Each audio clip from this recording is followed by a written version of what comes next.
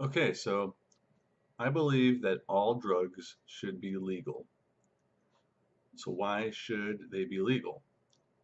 Well, at the basic level, something that I believe is that we own our own bodies. We can do whatever we want with our own bodies. We can consume whatever we want, and we can do whatever we want with our own bodies. So that means we can eat whatever food we want. We can drink whatever drinks we want. We can do drugs if we want. We could inject anything into our blood that we'd like, take any kind of pills or anything. You can drink poison if you want. It's your own body.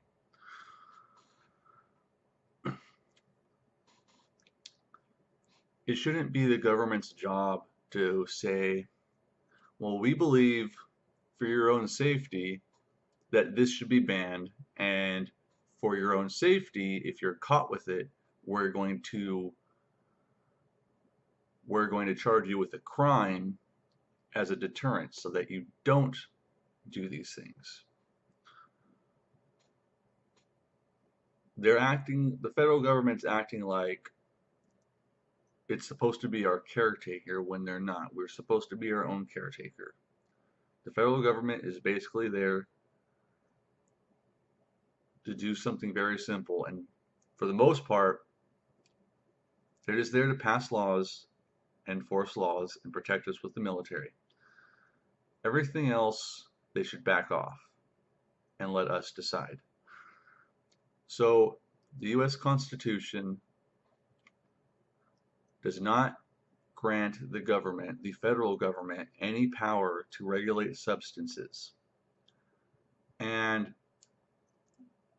this goes up against what the Supreme Court has ruled here, and I realize that. So basically, the common, what most people believe, the federal government posits, is that the Commerce Clause of the Constitution gives them the power to regulate drugs. And there was a Supreme Court case called Gonzales versus Reich, or however it's pronounced. But it was a case where in California, California was the first state to pass medical marijuana laws. There was a group of people who were growing medical marijuana, or medical cannabis, I should say. Don't use the word marijuana. And I can get into that in another video, but they were growing this cannabis, and federal agents basically interfered with them and said, you can't do this, this is illegal.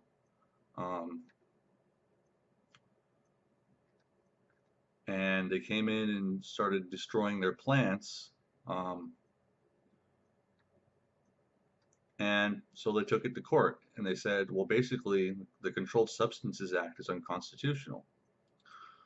So in the end, the courts sided with the government, stating that somehow, in their view, these private citizens growing their own cannabis plants in their own home somehow affected the interstate marijuana or cannabis market, the interstate black market. And I have no idea how they came up with this idea, but that was their reasoning. And because of that, the Commerce Clause came into effect, because the Commerce Clause says that the federal government has the power to regulate interstate commerce, which is when there are two or more states trying to conduct commerce with each other. Because each state has its own set of laws via the 10th Amendment, which is states' rights, there needs to be some sort of overarching guideline when two states that have conflicting laws come together to try to figure stuff out. The federal government has these regulations in place so that they can go by those regulations. It doesn't say the federal government can ban substances. That's not what it's about. But in this court case, this Supreme Court case, that was the precedent they set. They state the precedent that they created. But the thing is, the war on drugs is a complete failure.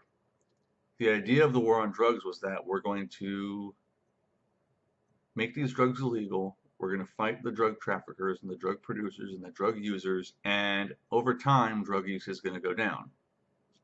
And that's not what has happened. Drug use has gone up, particularly with marijuana, or cannabis, I should say, and other drugs as well, despite the fact that they've been made illegal. If someone wants to use a drug, they will use it. They will figure out a way to find it, and they will buy it, and they will use it, no matter what the law says. People will do it anyways. And so let's take cannabis, for example. It is much easier for an underage teenager to find and purchase cannabis and use it than to buy alcohol. There really are no black market alcohol dealers. The way you buy alcohol, if you're underage, is through a third-party sale usually, or you steal it. Find someone to buy it for you, or go into a store and steal it. That's how teens get alcohol most of the time. Or does they take it from their parents or whatever. With cannabis, it's different. They call their friend, or they call their friend and ask their friend if they know somebody. Or they just go find someone who, they just ask people for it. And it's that easy. And that leads to another point, which is if drugs were legal, they would be regulated and they would be taxed. So a big problem, especially with some of the harder drugs, which come in some sort of kind of nebulous forms like powders and pills and such, where you can't really tell what it is unless you test it. If they were regulated, these drugs would be tested. So you go, just for an example, you want to buy some MDMA. You go to a store and you see the package with MDMA in it, and it says tested in a laboratory. This is MDMA. It shows the purity levels. You know what it is. You have this guarantee that it is, because there's some regulations in there.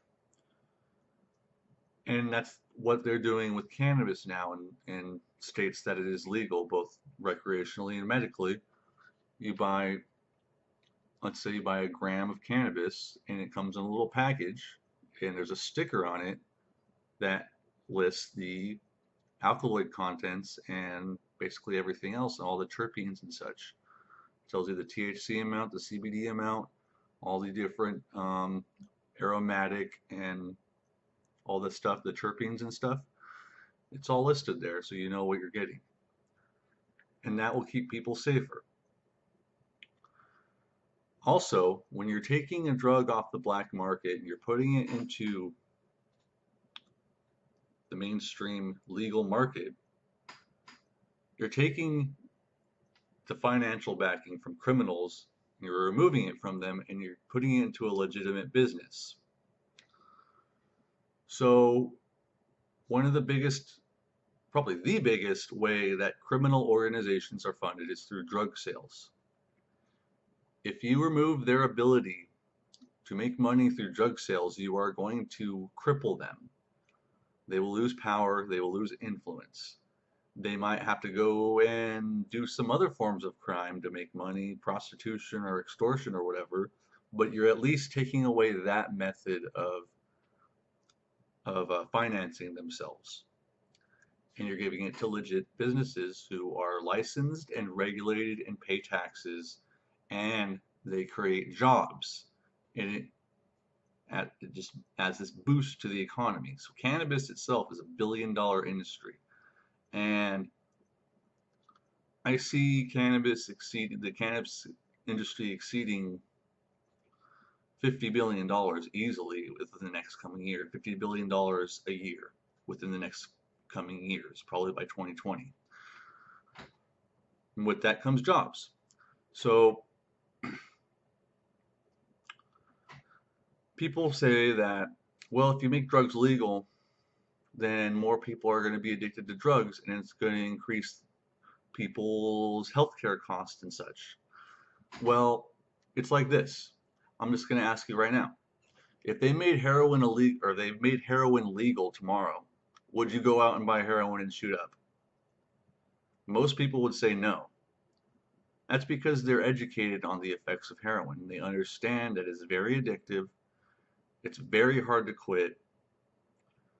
It can kill you. You can overdose, experience respiratory depression, which is what kills you. And if you try to quit it, the withdrawals are very hard to deal with, and the withdrawals themselves can lead to death. Most people understand this, and that's where education comes in. We need to be educating people on the effects, the real effects, not the scare stories like if you take LSD, you're going to think you're going to fly and jump out of a 20-story balcony and kill yourself. That doesn't happen on LSD. We need to teach people what these drugs actually do to them and how to be safe when you're using them, because telling people, well, just don't do it, just say no, that doesn't work. We've tried that for decades. It doesn't work. It's like telling people to just not have sex. It's not going to work. So that's why we need to teach people the real facts and how to reduce harm if they choose to use these substances. I'm not condoning using heroin or cocaine, of course. I strongly recommend people do not use heroin or cocaine. Yeah, I just strongly recommend not using cocaine. There's better drugs if you want to have that kind of feeling. But anyways, methamphetamine, do not use it as well. I'd recommend not using it. But yeah, it shouldn't be illegal though. You shouldn't be putting people in prison over these substances, because what you're doing is, who, besides the person who's using the drug themselves, who is it harming for someone to smoke crack? They're just smoking crack and they're harming themselves. Now, if they're high on crack and they snap or something and they go hit their wife, then yeah, that's a crime because it's not related to the crack. They just hit their wife, so you should charge them for that. But most people who do that are not going to do that. Then there's, I want to touch upon a subject called the gateway drug theory. So the gateway drug theory is complete bunk. So what it says is that if you smoke cannabis or you do this or that, you're going to want to do other drugs. It's particularly applied to cannabis. So here's the fact. Most people who use cannabis regularly are not using other drugs besides maybe alcohol and tobacco. What they do is they say, oh, this heroin user, this crack cocaine addict, this methamphetamine addict, the first drug they used was marijuana or cannabis. So obviously that means cannabis made them want to use other drugs, which is a logical fallacy because most people who use cannabis are not using other drugs. If they do use other drugs, it's infrequent and maybe they try another drug once and they don't do it again. That's most common. That's from just my own experience. People who've tried other drugs, they don't try them more than a few times and they're like, nah, I'm just going to smoke weed instead or drink some beers every now and then. I don't need to be taking cocaine and stuff all the time. Tried it once, it was cool, but I'm not going to keep doing it. Most people are like that. They're not going to be going crazy. And that's what the federal government doesn't understand, or they do understand, but they just don't care. Another thing, another really good reason is law enforcement. I guarantee if you talk to 10 law enforcement officers, at least 7 out of 10 of them will say, I wish we didn't have to go after people for drugs, particularly for cannabis. It's a waste of time, it's a waste of resources. Typically, people using drugs aren't affecting another person's life unless they're also committing another crime at the same time. And they have better things to work on than busting people over drugs. So, if we legalize drugs, it's not going to affect the amount of users. None of users is going to be the same, or it's going to decline, most likely. In other places where they decriminalize drugs or legalize them, usage actually declined, typically. It'll save money in law enforcement. It'll free up prisons and jails. It will put more emphasis on the education of what these drugs are actually doing to you when you put them in your body. It will create a new market, several new markets. It will create jobs. It will bring in all kinds of new money. There'll be taxation for the states and such. They'll be making money.